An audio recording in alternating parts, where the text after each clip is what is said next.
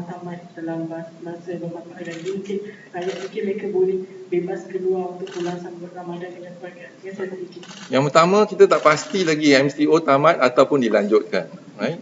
Jadi yang pasti kita cuba elakkan perhimpunan. Kalau contohnya kita ada pelajar-pelajar universiti, mereka ingin kembali kepada kampung mereka, tetapi kita kena pastikan tiada perhimpunan ataupun kesesakan berlaku di stesen dan sebagainya. Itu yang paling penting, elakkan kesesakan. Dan juga kita pastikan untuk penjarakan, amalkan penjarakan daripada satu individu ke individu yang lain. Dan kerap mencuci tangan dan sebagainya. Jadi sekarang ni kita masih memantau data-data kita setiap hari.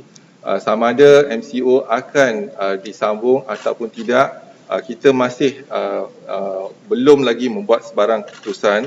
Tetapi apa yang pasti, kita ada 6 kriteria sebelum kita laksanakan untuk tamatkan MCO. Antara kriteria yang pertama ialah kita lihat kepada kawalan sepadan. Jadi kalau kita berhentikan kawalan sepadan, maka ada besar kemungkinan mereka yang datang ke Malaysia akan membawa penyakit tersebut.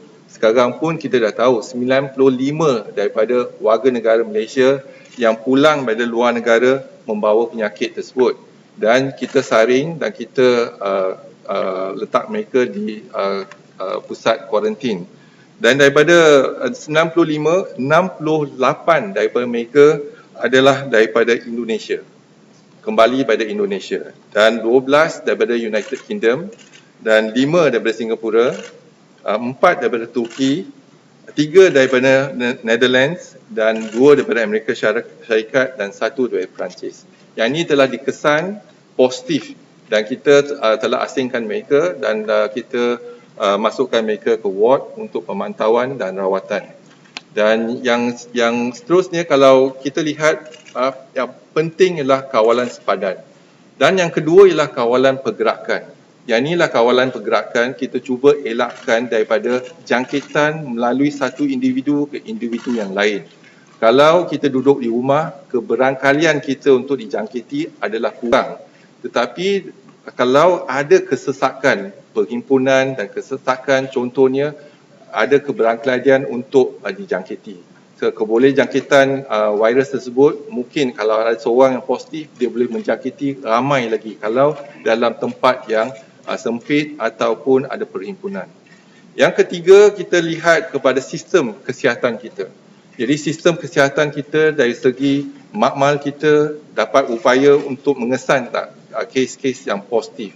Dan tanda aras WHO ialah untuk mengesan, contohnya kita gunakan PCR ialah 24 hingga 48 jam.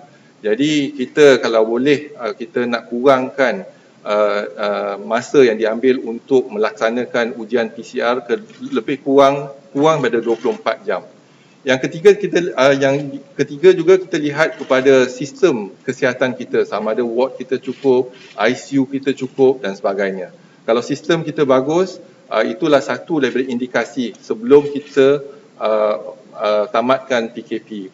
Dan yang keempat, kita perlu melaksanakan tindakan-tindakan kita untuk melindungi mereka yang berisiko tinggi. Contohnya mereka yang berusia, mereka yang OKU, mereka yang dapat rawatan kemoterapi dan mereka yang ada penyakit komorbiditi dan sebagainya. Itu tindakan yang keempat. Jadi yang satu kawalan sepadan, yang dua ialah kawalan pergerakan, yang ketiga sistem kesihatan, yang keempat melindungi. Yang kelima ialah di mana rakyat bersama dengan kita kena amalkan norma-norma yang baru, iaitu contohnya penjarakan, cuci tangan dan elakkan perhimpunan. Dan yang keenam yang paling penting ialah kita kena melihat bagaimana kita dapat kenal pasti kawasan dan juga mendapatkan komuniti bersama dengan Kementerian Kesihatan untuk melaksanakan langkah-langkah pencegahan dalam komuniti tersebut. Yang inilah 6 kriteria ataupun strategik ataupun rangka yang kita ada, dan rangka ini perlu diamalkan oleh setiap kementerian setiap jabatan untuk melihat bagaimana kita boleh orang kata soft landing untuk exit strategy. Dan jadi kita masih dalam peringkat perbincangan, iaitu ini hanya rangka tetapi perbincangan dari segi pelaksanaan.